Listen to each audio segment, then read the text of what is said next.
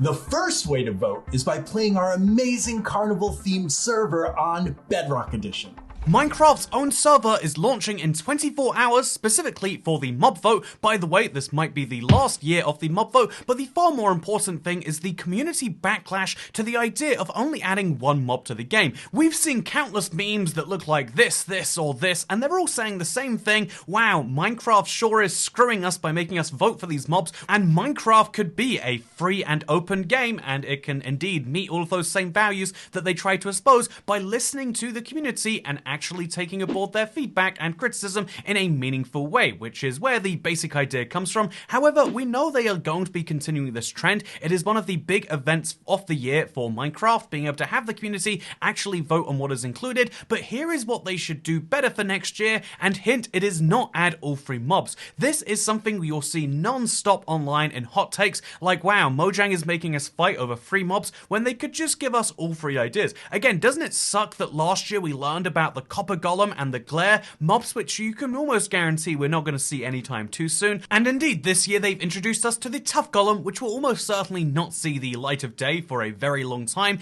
if ever, and this is something that people use as a criticism of the very system of democracy, the very idea of voting on mobs, because why would you let us vote for something that isn't guaranteed to win, when they could just give us all free instead? Well, what if there was a fatal flaw with that argument that is apparently very controversial to talk about? Well, we're going to dive into it today, right after I mention this video is sponsored by the subscribe button. You can get 10% off your next house fire by hitting subscribe with notifications turned on.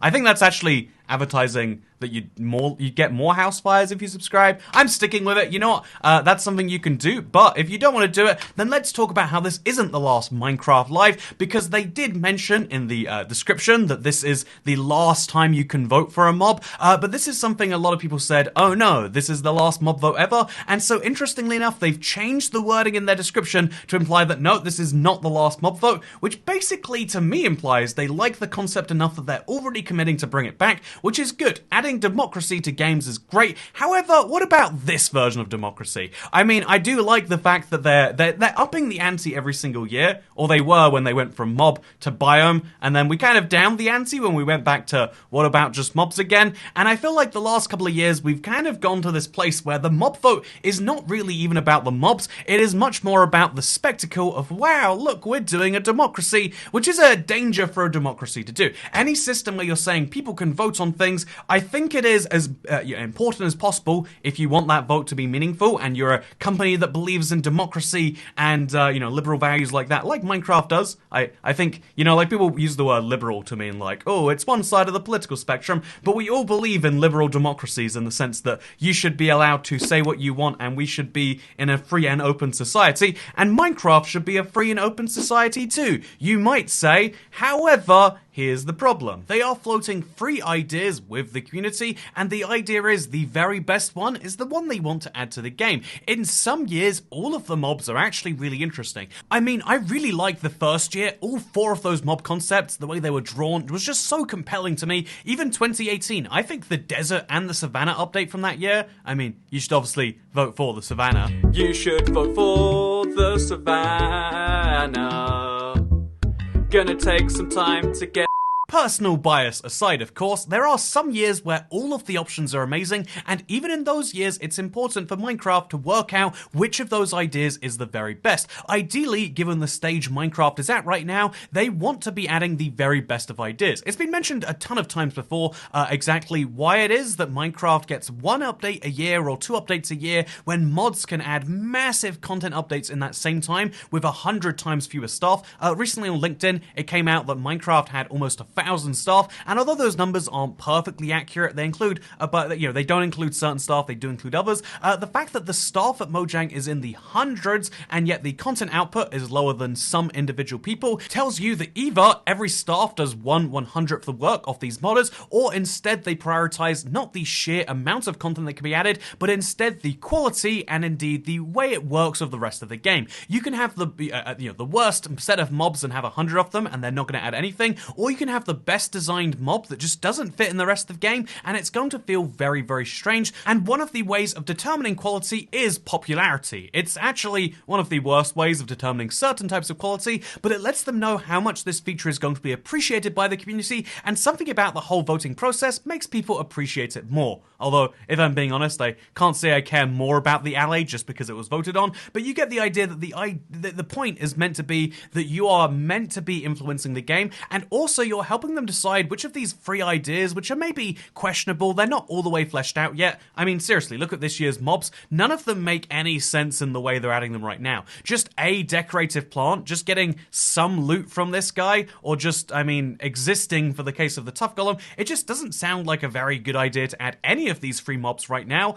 unless the plan is to take the best concept, in which case, well, the second reason, here's the thing about mob votes, we don't have fully finished mobs sitting in like weird jars or in weird Minecraft mod files that you can play around with, even though people have made Minecraft mods of each of the mobs. Wow, don't they look so real right here? These mobs don't exist yet. This is Mojang trying to decide which of these concepts is worth pursuing. It's not that Mojang has free mobs and they're going to throw away 2 forever. They have 3 very loose ideas and they're going to maybe not develop 2 of them for a while now and work out which of them is worth their attention. What is the difference between having 3 ideas for mobs and having 3 mobs, you might ask? Well, time and resources. This is a very big one in a company as big as Mojang. When you want to add a new mob to the game, there is someone who is very skilled at making art. There's actually a whole art team at Mojang. There's also a head of audio engineering at Mojang, and then there's a bunch of coders who have to make it work on that level. Then there's a bunch of people who work on the vanilla gameplay experience of just making sure that it actually fits into the rest of the game, it's balanced, and all these other things have to be considered.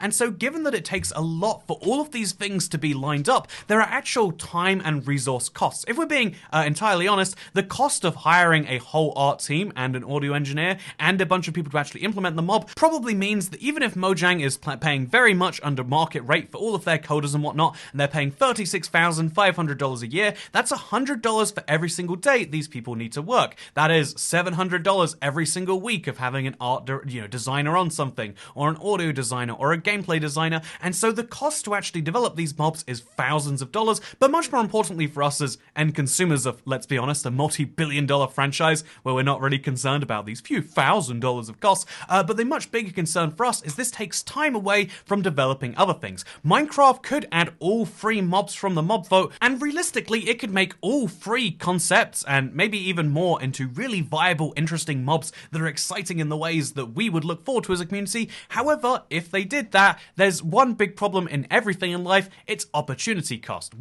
If you spend 2 hours watching a movie, you take away 2 hours of your life that you could have spent going to the gym or playing Minecraft, more productive things. Those things are perfectly equal, by the way. Trust me, I'm an expert. But you could have spent that 2 hours doing either of those things, but you haven't because you've spent it at the movies. And so if you have employees who have a fixed number of hours they work in a week, and you have a budget, which is a fixed number of dollars, every single dollar and every single employee hour that you spend working on one thing is hours that can't be spent on something else major. And so given that at this very same Minecraft Live we're learning about 1.20, that update would just suffer in terms of time and effort and resources in a way that probably doesn't seem too major on the surface. I mean, it's just 2 extra mobs to add, but how many unique features are there in a regular update? I think the way we count them on this channel, which is trying to subdivide as much as possible, you get about 100 features, and if we're being honest, like 3 of those are mobs at the max. And so that means that last year for 1.19, instead of getting the alley, the frog, and the firefly, well,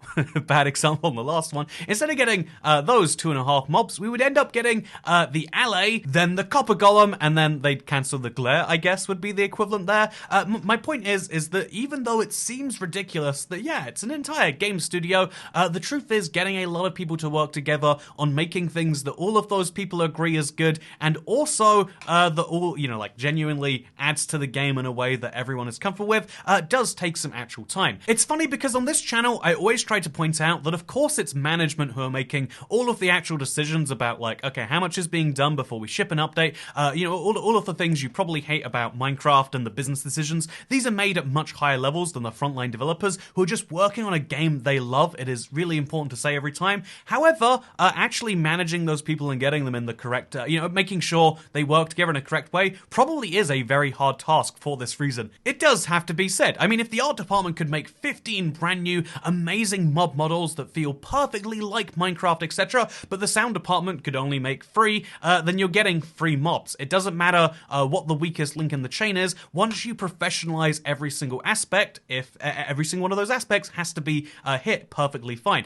This is something I guess I kind of realized in my own accidental business creation here on YouTube, is that I can go through all of the effort of like planning a video, having a world made for the video so I can talk through and make a concept, then getting that video edited, then getting the video uploaded and titled and all of these key things, but if it doesn't have a thumbnail, then I can't release it because, the amount of percentage that people click on thumbnails is the life or death metric for a video. I hope I picked a good thumbnail for this video or I won't be able to release it. And so this is something that Minecraft is going to constantly struggle with because it's growing not only in terms of employees every year. I mean, it went from being like a dozen of people working on vanilla Minecraft just under 10 years ago to now there's like 90 people they confirmed in an article. But like the number of people working on the game is increasing and the scope of the game they have to make is increasing. I mean, Minecraft Bedrock alone, how many platforms is it on that have to be technically separately maintained and bug fixed? And it's an entirely exhausting feat to make this game in a lot of ways. And so it comes down to the same reason that when you go to the store, you might love the sound of all the ice cream flavors. I know I do. I've mentioned before, I love cookie cones. It's where you make the ice cream cone out of cookie. Wow, it's delicious. There's 4 flavors at my local Tesco. There's hazelnut, there's vanilla, there's chocolate,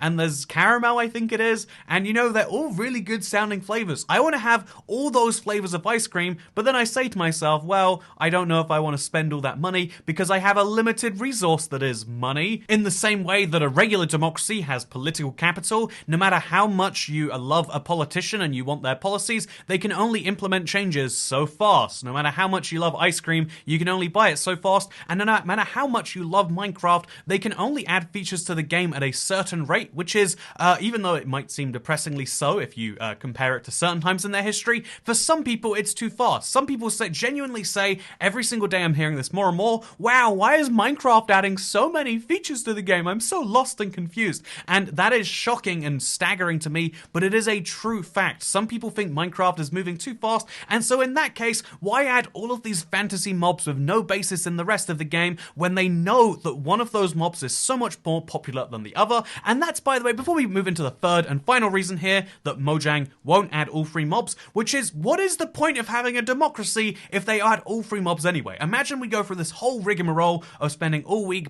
talking to each other about how much we want the Sniffer, the Rascal, and the Tough Golem, and then at Minecraft Live, they tally up the votes and say, guess what? We were adding all 3 mobs anyway. That would be ridiculous. I mean, I'll reverse this for you because you might say, oh no, that would be exactly what I want. Imagine if the 3 mobs that Mojang made us vote on were 3 features they had already planned for 1.20. You would be very upset because you knew that your decision wouldn't mean something. I mean, you're Minecraft players. You should understand the idea of meaningful decisions. You can make a house out of cobblestone, but it'll look ugly. You can make a house out of diamond blocks, but it'll take you forever. Or you can make a house out of wood, but now it might catch fire. You've got lots of decisions to make. And what if all of those decisions mean nothing because you'll just switch to creative the moment you die anyway, or the moment your house gets hit by something? What if all of those decisions meant exactly nothing in the end?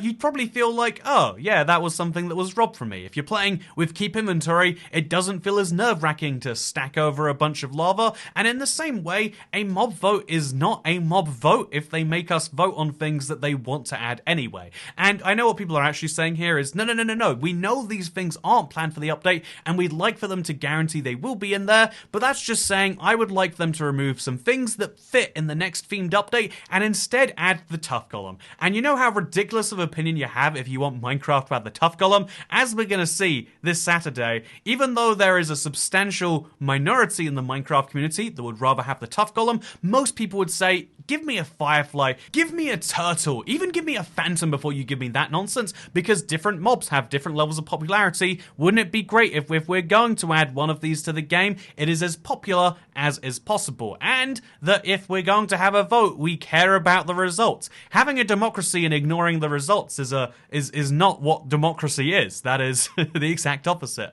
And again, you might say, no, it's like picking an ice cream flavor, but via democracy. We're saying, oh, some people want chocolate, some people want vanilla, some people want strawberry. What if we have all three flavors? Well, using the exact same analogy, if instead of getting one of those 3 tubs of ice cream, you had Neapolitan ice cream, you now have 1/3 less of the flavors you want. Whenever I got Neapolitan ice cream as a kid, I'd eat the chocolate, and then I'd be like, well, what's the point in this tub? My mother would keep buying tubs of Neapolitan, and I'd just keep eating the chocolate, and in desperate times, I'd eat the vanilla as well, if I was really that bored and just wanted to eat something. But yeah, it was really silly, in my opinion, to buy an ice cream tub that I'm going to eat 1/3, maybe 2/3 at the max of. I'd rather just have a whole tub of the flavor that I wanted. Although, now that I think back to my childhood, that was probably like, my mother trying to like portion control my chocolate ice cream intake. Or maybe she didn't know. I don't know for sure. All I know is it was stupid to buy Neapolitan ice cream and only eat one flavor. Although, since we've gone sidetracked anyway, one of my favorite things was this mint Neapolitan flavor, where it was like mint chocolate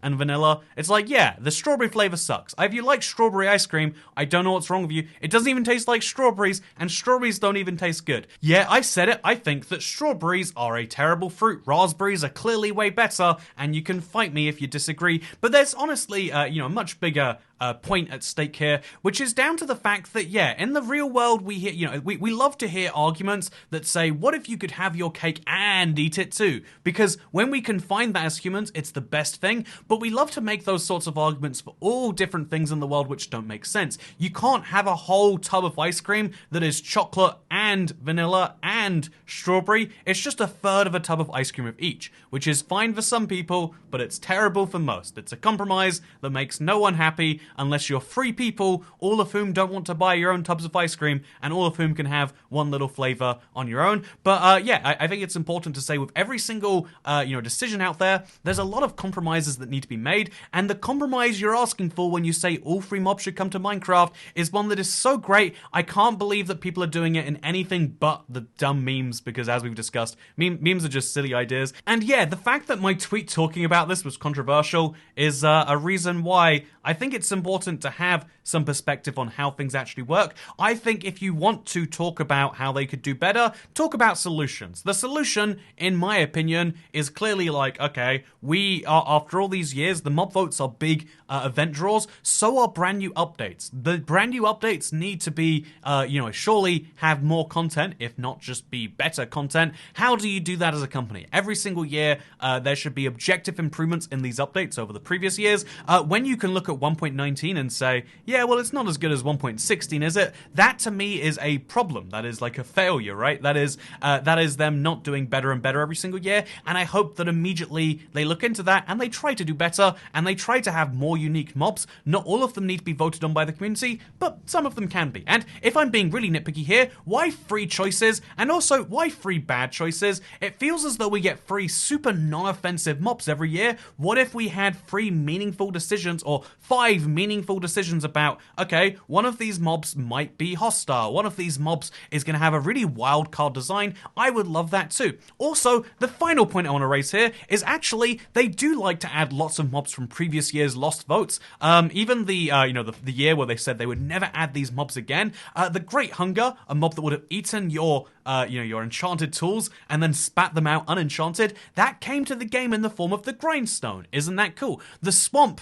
with its mangrove trees and its frogs and its chest boats, that came in 1.19. Honestly, you could argue that's why the update was underwhelming. Was a chest boat really that needed? Everyone loved the idea until they got a hold of them, and how many chest boats do you see outside of Redstone people right now? I'm just saying that if you look at Minecraft and the development path, I think that all of the features we didn't vote for in 1.16 were better than the features we did vote for in 1.17. I'm sorry, Mr. Goat. It's cute and it's fun playing your horn, but it's just fun. Actually, even the horn didn't come until much later, so, in 1.17 it was just a goat. Do you want this guy, or do you want whatever this is? Yeah, you want this, probably. I hope you have a great day, by the way. 24 hours now until we can vote, and 48 hours until the live show where we learn about 1.20 and all the cool features outside of the weird ones that we're going to vote for. It's going to be a lot of fun, and I look forward to seeing you there on Saturday. And indeed, you know what, tomorrow. Let's check out the server. It's carnival themed. That does sound exciting. And yeah, just don't mention that we could have all 3 votes, because I think that's kind of dumb. I know you're not meant to call things that are widespread dumb on YouTube. That's like against the grain. But I think this is one of those like points where you're just fundamentally misunderstanding opportunity cost. You could say, yeah, the Tough Golem is this much better of an idea than all these other things they're doing. Or you could say, what if they had a mob that was better than the Tough Golem? What if they would add that to the game instead? That's what I want. What if we had a mob that was better than any of the 3? Maybe we should implement none of the mobs from the mob votes. That would be just as logical an idea as what you're proposing. And yeah, I hope you'll enjoy this video, because I'll see you at Minecraft Live, and maybe just before. Goodbye.